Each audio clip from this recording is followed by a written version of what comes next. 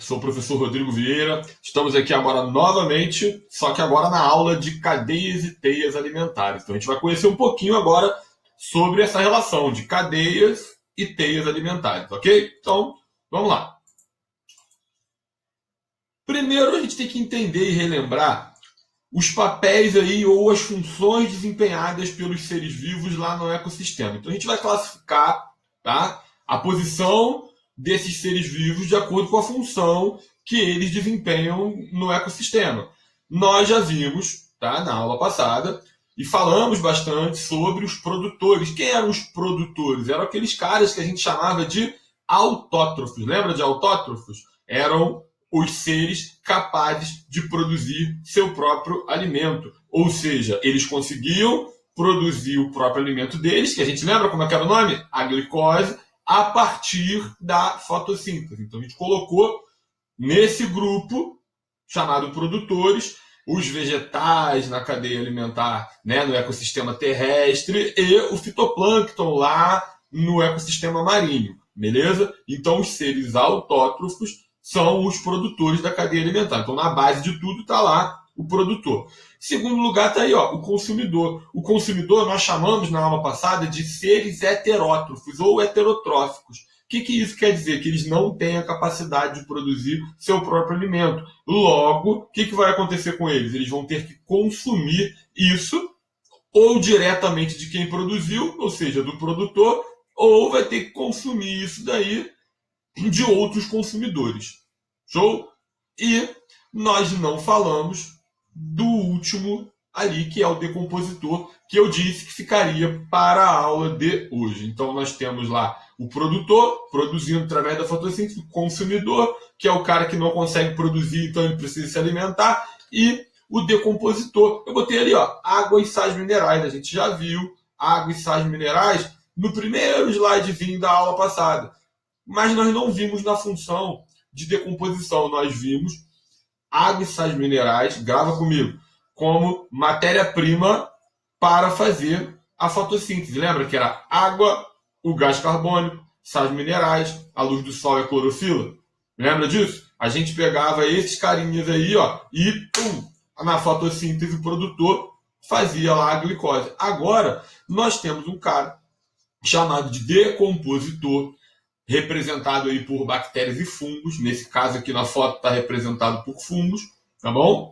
Que eles têm um papel importantíssimo, que é o quê? Pegar a matéria orgânica que foi feita lá pelos produtores, pegar aquela glicose, aqueles carboidratos todos e destruir até eles voltarem a ser água e sais minerais. Com isso, o que eles estão fazendo?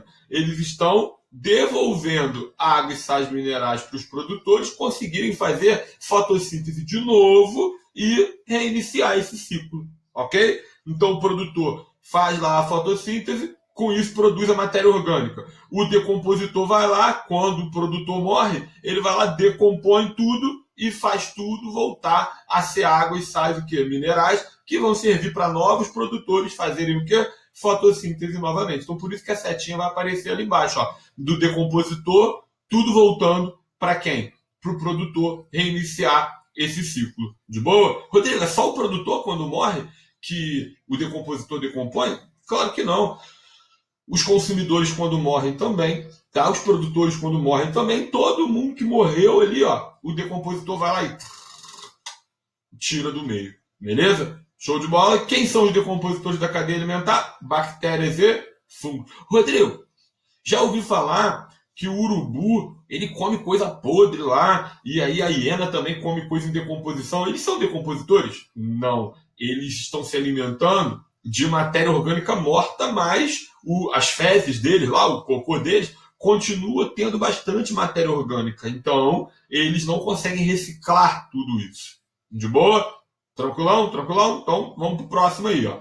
Essas 3 letrinhas, elas vão resumir a nossa vida, né? A vida no ecossistema. Tá lá, então, para a gente lembrar, a produção, o consumo e a decomposição. Exatamente o que nós vimos aqui, ó. A produção, o consumo, representado pelos animais, e a decomposição. Tá lá. Rodrigo, por que a gente botou essas 3 letrinhas aí? Serve para tudo. Vou dar um exemplo bem bobão para você, ó. Olha aqui, ó. A fábrica produz o brinquedo. Um exemplo, hein, aleatório. A fábrica produz o brinquedo, teu pai compra o brinquedo, você destrói o brinquedo. Ué, se você destrói o brinquedo, o que vai acontecer? Teu pai bobalhão vai ter que comprar de novo.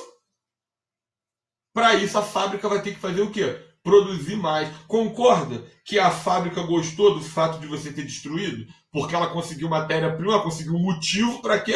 Para produzir mais. A mesma coisa está acontecendo aqui, ó. A produção está lá, beleza? Produzindo, o decompositor está lá fazendo o quê? Destruindo para que mais seja produzido. Tá bom? O que está sendo produzido aí na cadeia alimentar? Matéria orgânica. Show? Então, vamos lá. Aqui, ó, nós vamos dividir coisas que nós já vimos, mas vamos falar de novo. Os níveis tróficos na cadeia alimentar. Aqui eu estou representando uma cadeiazinha. Começando sempre pelo produtor. Então tá lá, ó, o produtor, o capim. O cara que come diretamente o produtor é o consumidor, o quê? Primário.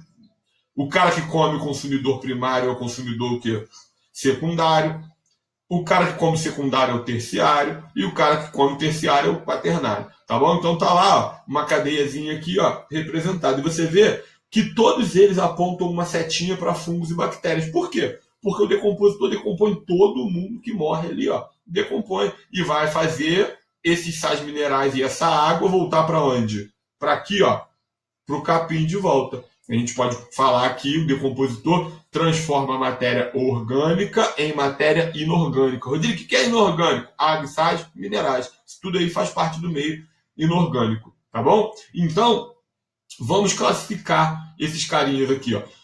O capim é o produtor. Então, ele está no primeiro nível. A gente pode chamar isso de nível trófico. Tá lá, o nível trófico primeiro é o produtor. O segundo cara aqui, ó, é o consumidor o quê? Primário. Por que consumidor primário? Porque ele está comendo direto lá o produtor. Então ele está no segundo nível trófico. O consumidor secundário, ó, tá aqui, ó, na terceira posição ou no terceiro nível trófico. A cobra, por sua vez, no quarto. A siriema, por sua vez, no quinto. Tá bom? Beleza até aí? Bom, por que a pergunta que a gente podia fazer aqui, ó? Por que se é o grilo que está comendo capim, por que a seta está apontando do capim para o grilo? E sucessivamente. Tá? O sapo come o grilo, então por que a seta não aponta o contrário? Grava isso, nunca mais esquece. A setinha aponta no sentido da energia. Da onde a energia foi produzida para onde ela está sendo transferida. Ou seja, quando o grilo come o capim, a energia que está no capim está indo para onde? Para o grilo. Quando o sapo come o grilo, a energia que está no grilo está indo para onde? Para o sapo. Então é por isso que a setinha sempre aponta ali. Nunca joga essa setinha ao contrário que você vai errar. Tá bom? Então a seta está sempre apontando na direção da energia. Show de bola?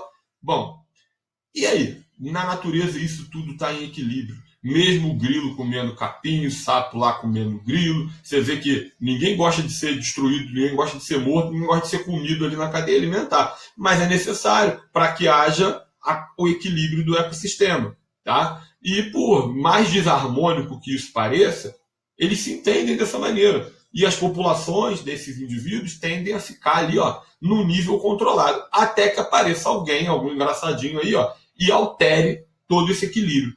Quem adivinha? Adivinha aí. Quem é que é campeão de alterar esse equilíbrio? Ser humano.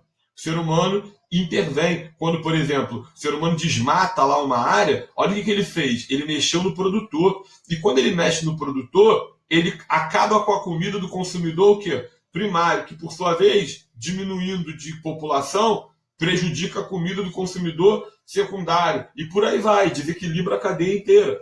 Certo? A gente está dando um exemplo aqui de uma interferência que é o homem, né, diminuindo ou tirando alguém da cadeia. Isso causa desequilíbrio? Causa. Mas colocar alguém na cadeia que também não fazia parte causa desequilíbrio da mesma maneira. Olha esse cara aqui, ó. Já viu ele em algum lugar? Já viu ele no teu quintal? Esse bichinho aí, ó, chamado de caramujo africano, apelidado de caramujo africano, ele foi trazido, adivinha, pelos brasileiros aqui para o Brasil, porque os brasileiros tiveram a brilhante ideia de falar o seguinte: caramba, lá na Europa o pessoal vende o escargot, né? que é um um caramujozinho pequenininho, e é uma fortuna, porque é caro pra caramba, pro povo comer. Então lá eles costumam comer os escargot, que nada mais é do que um molusco desse daí.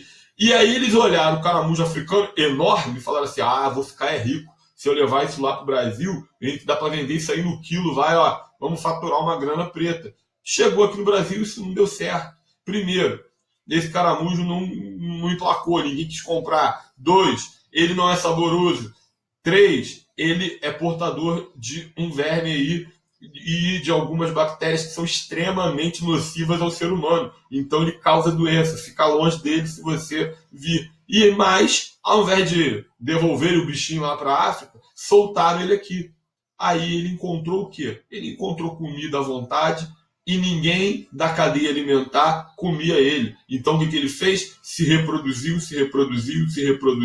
e virou uma praga nacional. Tanto é que hoje o Ministério da Saúde mesmo faz campanha de extermínio desse bicho aí, tá? O caramujo africano. O nome dele é um nome feio, né? Chamado de Achatina fulica, é o nome científico dele. Lá no 7º ano vocês vão aprender por quê e como que se dá esse nome, tá? Mas o nome dele lá é Achatina fulica. E ele acabou virando uma praga. Por quê? Porque ele cresceu, a população dele cresceu bastante, sem praticamente ninguém interferir nele, tá? Hoje, alguns indivíduos da cadeia alimentar nativa aqui do Brasil já conseguem se alimentar dele, mas, mesmo assim, ele ainda invade aí propriedades e territórios grandes, tá? Se reproduzindo em larga escala.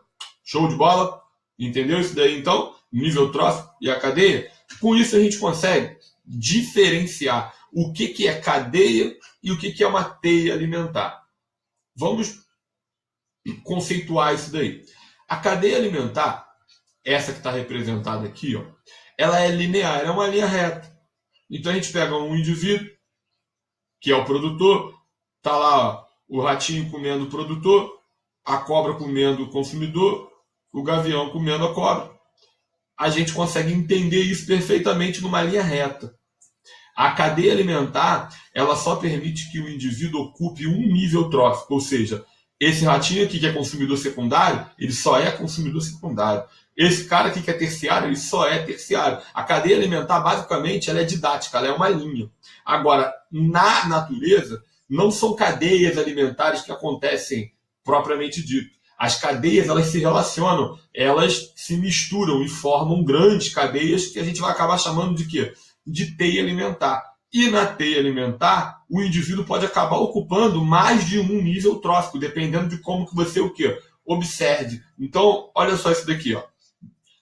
O pulgão que está comendo o produtor, ó, ele é o consumidor primário. Aí, a joaninha está comendo o pulgão. Ela é o consumidor secundário. A libélula está comendo a joaninha. Ela é consumidor terciário. O sapo está comendo a libélula. Ele é consumidor quaternário. E olha aqui agora, ó.